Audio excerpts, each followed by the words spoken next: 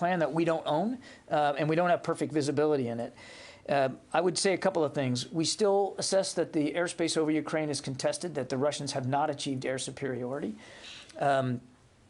They still have significant surface-to-air missile coverage over much of Ukraine. That is true. A lot of that comes from systems that are outside the country.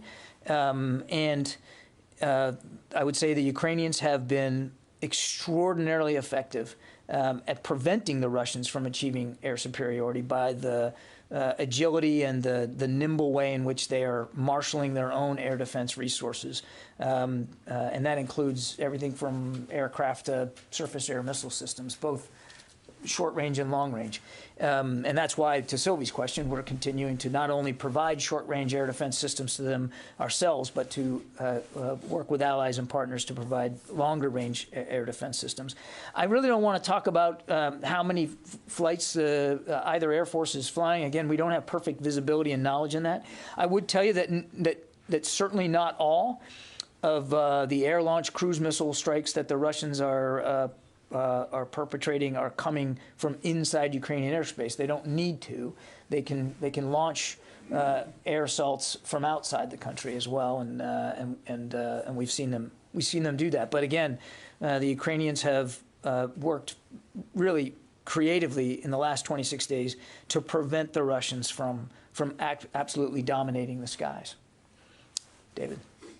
Of those 1,100 Russian missiles, have the Ukrainians been able to intercept any of them? Yeah, first of all, I can't confirm the number, and I think they have certainly, I would just put it this way, David, they've used their air defense very effectively, but I couldn't give you an accurate count of exactly how many that they've been able to strike and prevent. But they have intercepted. I think I'm just going to leave it at that. Yeah. We've been talking a lot about the resilience of the Ukrainian forces. Are we seeing them shift into having the upper hand here? And how are those weapon shipments helping? And could this potentially turn the course of the war? I don't want to get predictive here about what's going to happen and when. I would just say that we remain committed to helping Ukraine defend itself. That means helping them get the systems that they're trained on and are competent in to defend not only their actual ground, but also the airspace over that ground. And they have done a very good job of that. So we're going to keep doing that as much and as fast as we can. The president just signed another $800 million drawdown package that we are actively now filling out, and hopefully shipments will be arriving very, very soon. But their combat power seems to be a 50-50. Are they pulling ahead in terms of, any success or? Again, I want to be careful not to get into a qualitative assessment here of who's winning on any given day. It depends on where you are.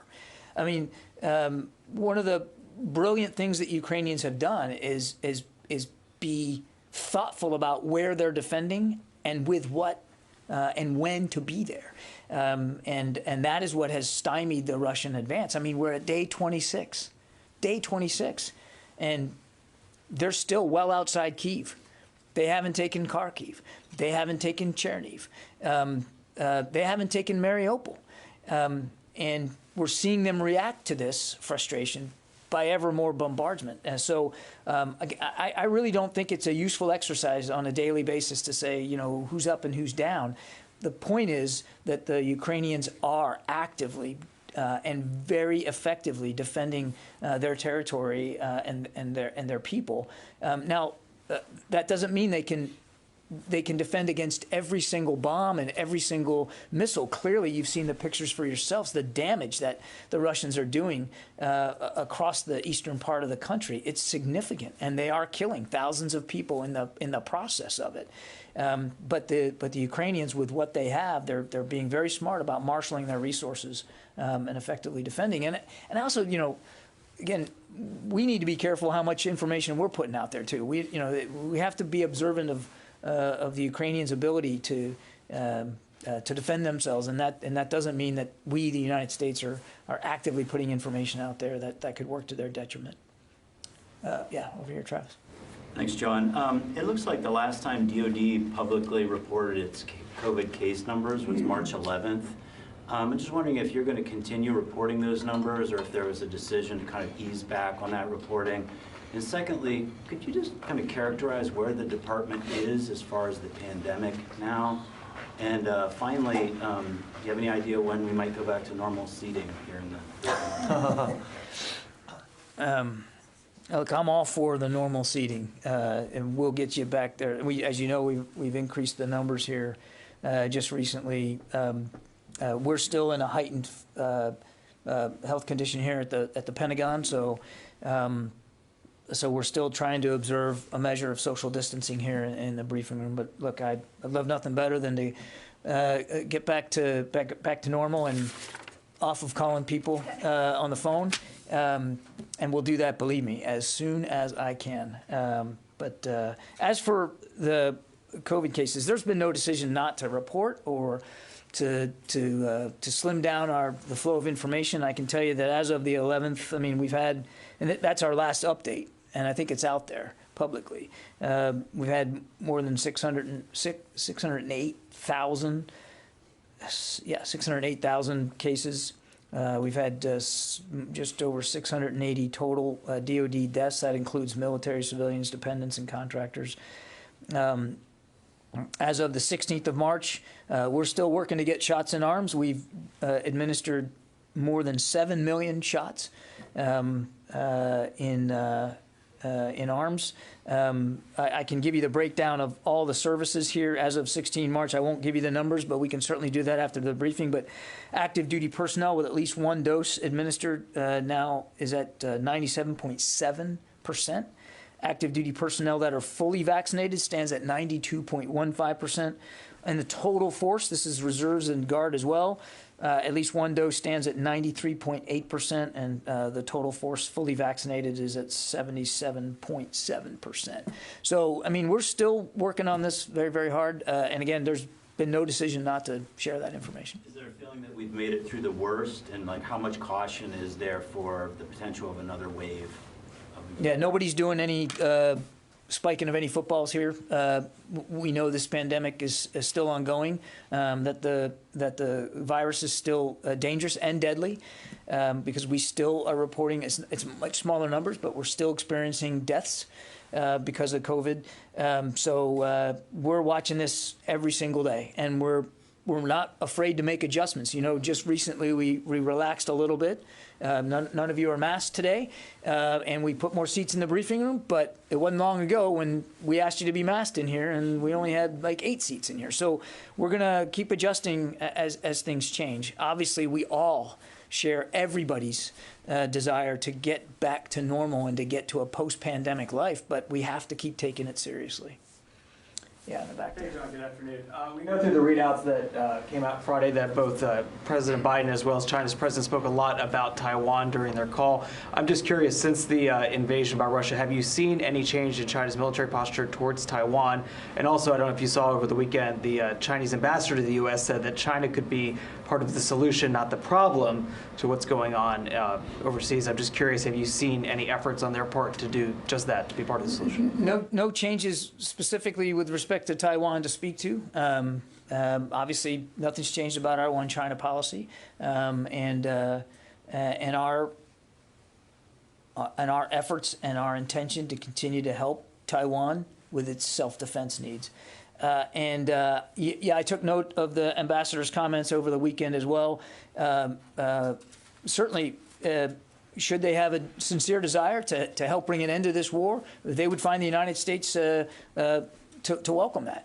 We just haven't seen that yet. The Chinese military spokesperson called the decision of the Ralph Johnson to go through the strait as provocative. Any response to them, sir? International waters. Freedom of navigation doesn't just exist for whales and icebergs, and those are international waters.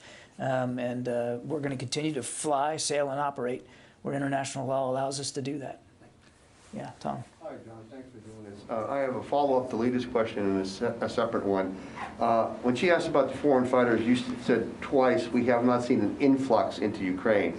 I just want to be accurate about this. Influx tends to mean large numbers going in. Are you saying you're not seeing large numbers, or are you saying you haven't seen any indication? We have not seen any indications that foreign fighters outside of private military contractors have flowed into Ukraine. Okay, thanks for that. And Tom, I want to be very clear with all of you. There's a limit to our knowledge here, right? So can I definitively tell you that by onesies and twosies, nobody's going? I can't. We don't have that level of granularity. But I'm saying we just haven't seen any indications of it.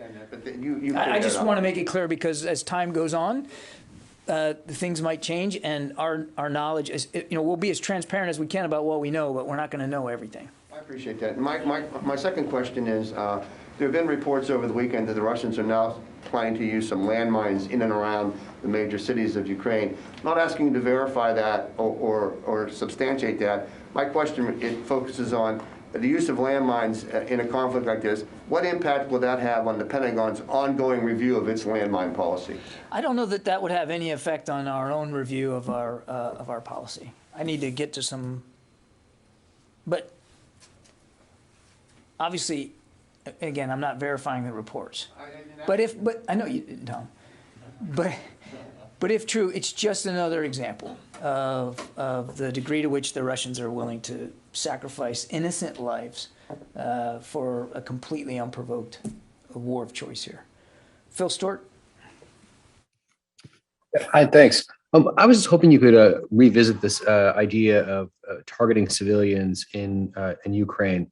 And given all the images that have gone out there now about apartment buildings and churches and other structures that have been targeted, theater in Mariupol, is it the U.S. assessment at this point that targeting civilians is part of the strategy by Russia in this war? Thanks. Again, Phil, without perfect knowledge of what the Russians their plans, we continue to see indiscriminate attacks on civilians, which we believe, in many cases, is intentional. Again, I can't. There's no justification for it, so I'm not even going to try to do that. But clearly, they are causing increased numbers of civilian casualties. Tony Capaccio. Hi, John. I had a couple quick questions. One, can you clarify a little bit what you're doing right now to fulfill the president's $800 million order, basically? Are you looking at Army and Marine Corps inventories for Stingers, Javelins, and these Switchblades and body armor, or are you going out and buying it? Please clarify that a little bit. And then I had a follow-on. Yeah, Tony, we're working very hard right now in both the policy lanes as well as the operational lanes to fill out that $800 million package that the president just signed a few days ago. We started working on it immediately. We're doing that now. I can't speak to any specific deliveries. As you well know, likely deliveries of this material will happen over a period of time, and we'll try to expedite that as fast as possible. I mean, if you think about that $350 million, we think we'll be able to close out on that by the end of this week. That's just a couple of weeks of work to get. That's unprecedented pace, and we're going to try to do it just as quickly going forward with this $800 million. So it'll be a series of installments and shipments over time. Obviously, we're going to prioritize the kinds of things that we know the Ukrainians need the most in the fight they're in.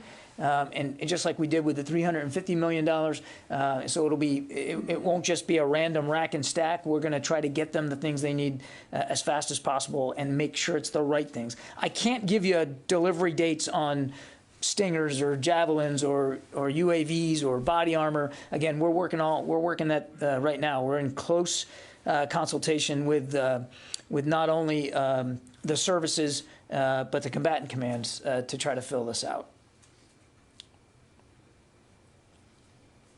Carla Babb. Take out the air defenses. Hey, did you hear Tony's question? I think I missed it. Tony, do you have a follow-up?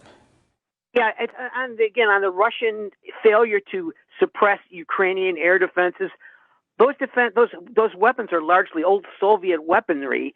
Is the Pentagon fairly astonished that the Russian Air Force has had such problems taking out basically some of their older equipment from the evil empire, so to speak?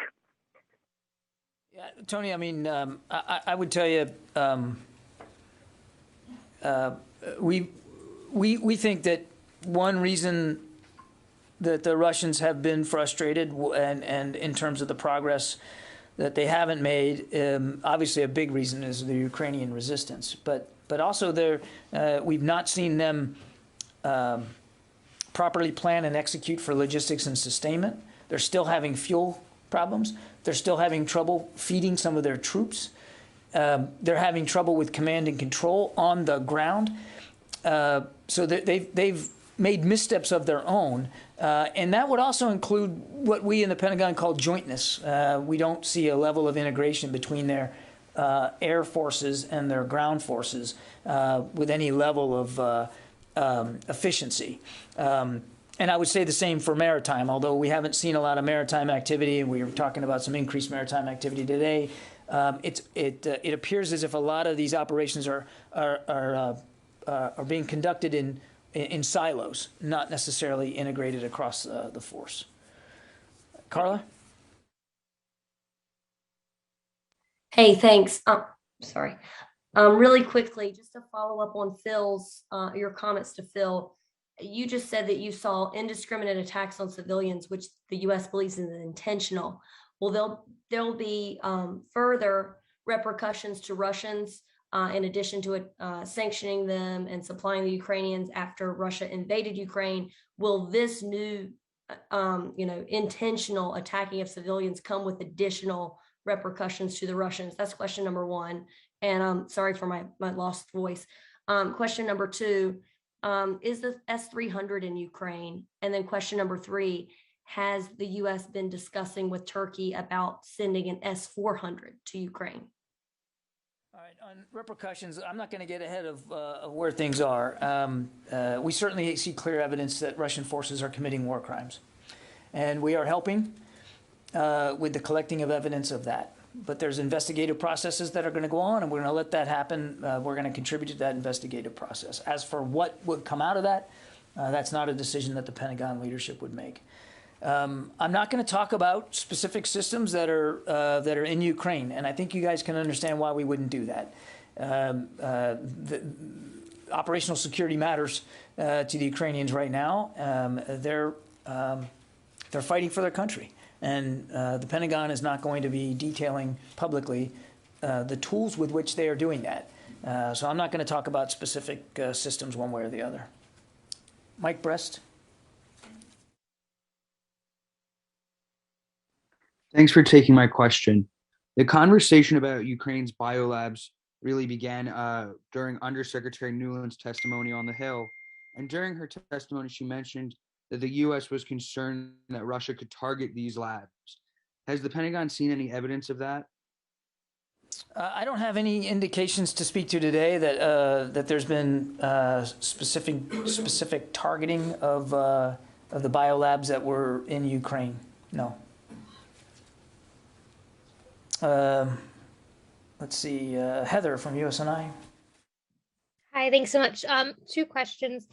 First, going back to COVID-19, I know that you mentioned the numbers of people who are vaccinated, but any concerns about the lawsuits that are currently making their ways to the different courts, becoming class actions and preventing about 4,000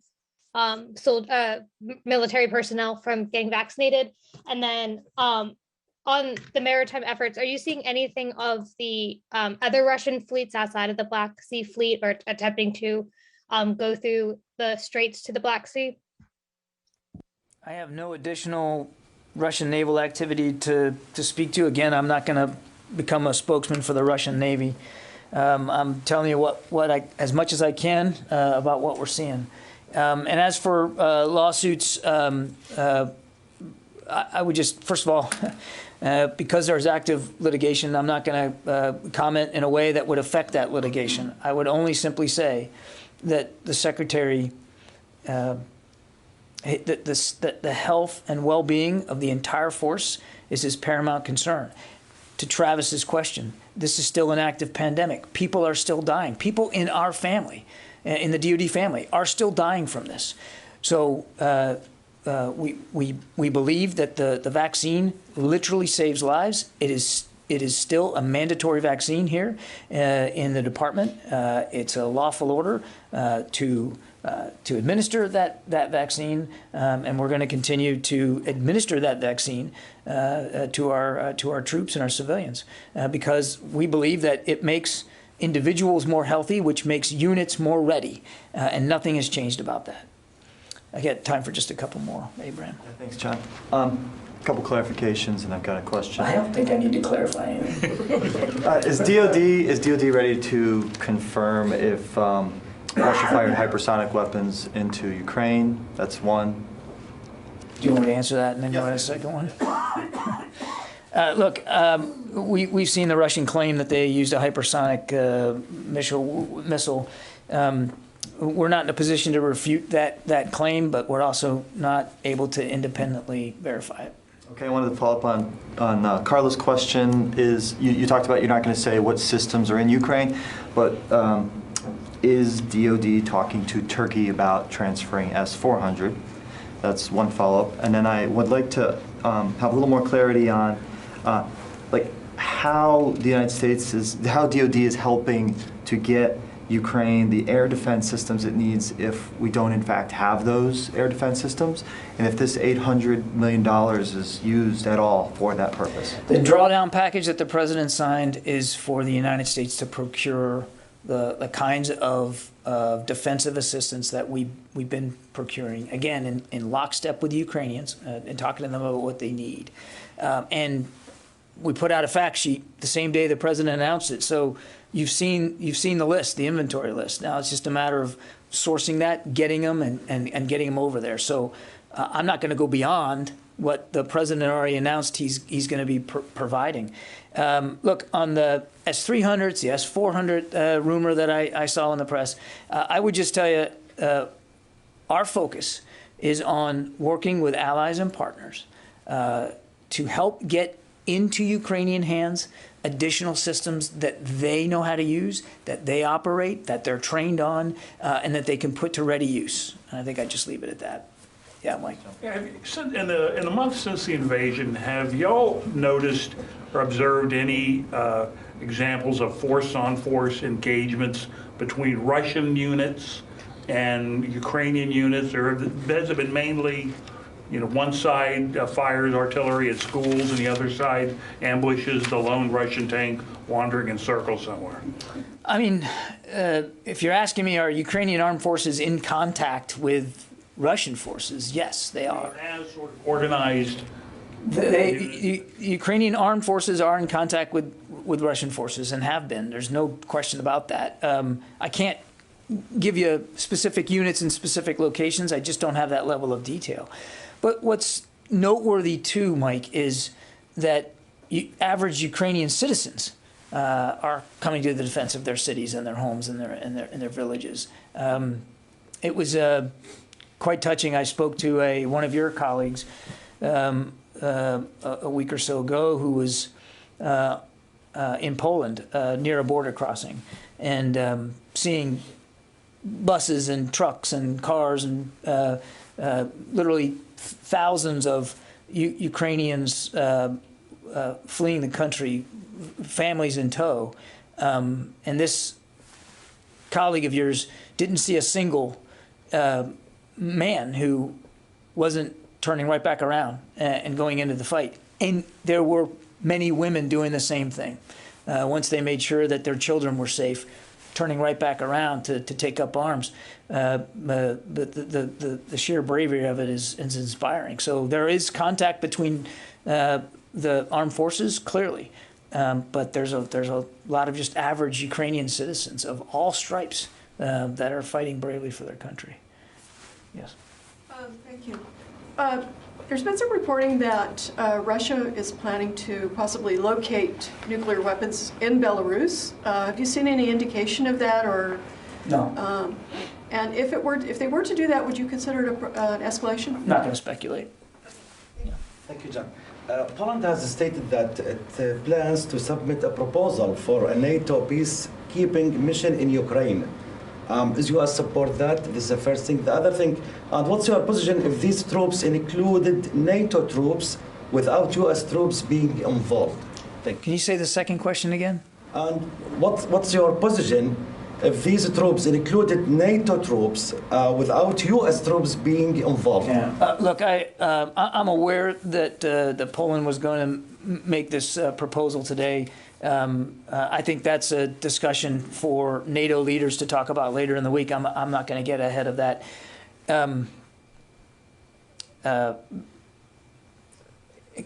It kind of goes without saying, but I'll say it anyway. I mean, there shouldn't be a need for a peacekeeping force because there shouldn't have been a war of choice by Mr. Putin. And he can end it today by negotiating in good faith and getting his troops out of Ukraine and stopping the killing and the death and destruction that he and his forces are responsible for. But again, I'm not going to get ahead of international discussions here in this particular proposal.